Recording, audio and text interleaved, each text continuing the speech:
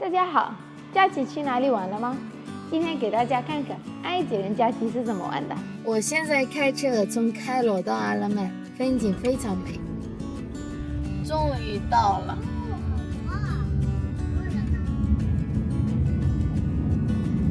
今天的云好漂亮呀！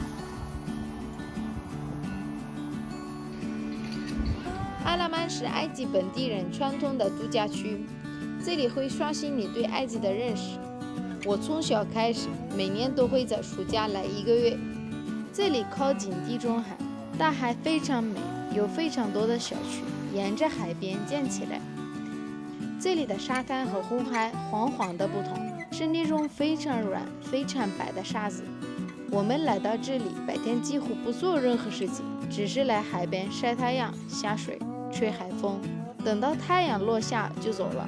如果你来到这边没晒黑，别人会说：“哎，你白来了。”埃及人非常喜欢狗，家里有的话都会带过来，感觉这些狗子很幸福呀，可以在这么美的海边游泳。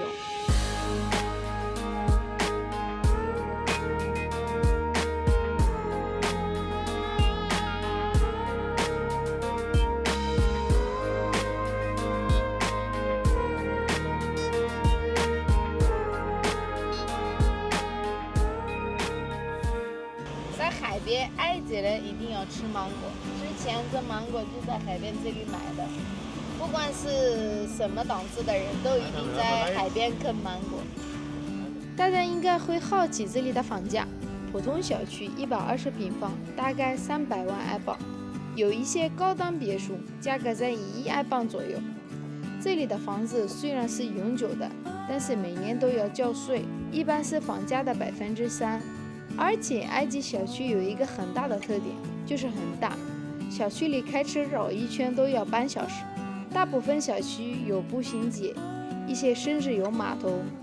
如果你经常在网上看埃及的视频，会发现埃及很穷，但是我每次来这里，我都感觉埃及人太有钱了。这些富人到底哪来的钱呀？这里和开罗完全不一样，好像是来到了另外一个国家。就连第一次来这里的埃及人都会感觉出国了。这里从来看不到游客，因为没有景点，只有大海，所以外国游客一般只会去边上的马特路。就算来了这里，也没什么玩的，步行街、海滩都在小区里，游客来了也进不去。和开罗的保守不同，这里的年轻人看着比较开放，生活方式也很西方化，在埃及引起了一些讨论。一些人认为这里失去了埃及传统，不应该太开放，也有人觉得不完全是坏事，应该对年轻人包容。其实这也能体现出埃及是非常多元化的，有保守的一面，也有开放的一面，有很多穷苦的人，也有很多富人。其实就算你真正来过埃及，也只能看到很少的部分。通过这个视频，希望你能了解更全面的埃及，不只是金字塔、博物馆、沙漠，还有更多的方面是平时看不到的。大家都是暑假来度假，那暑假过后呢？其实整个阿拉曼度假区在非暑假的时候是没有人的，完全没人的那种，我们称为无人区。这对旅游资源的浪费是很大的，所以最近这些年，埃及在大力发展这里，和沙特中国合作，开发公共的步行街、商业区、酒店，就是希望把人留下来，不仅是暑假这2个月。其实这里还有另一个身份，世界上最大的猎区，被称为魔鬼花园。当年德国的隆美尔和英国的蒙哥马利在这里决战，买下了1700万亩地雷。因为这里的位置非常好，所以埃及决定把这里发展起来。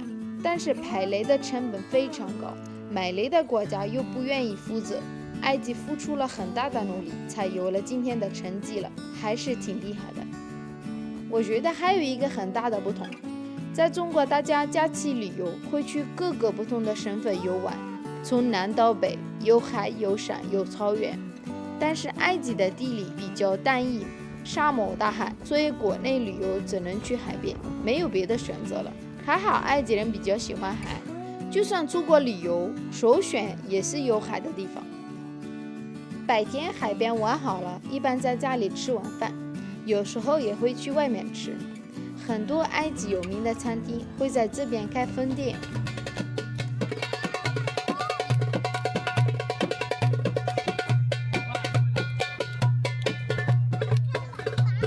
来这个埃及的他们了黑呀。吃晚饭，夜生活就开始了。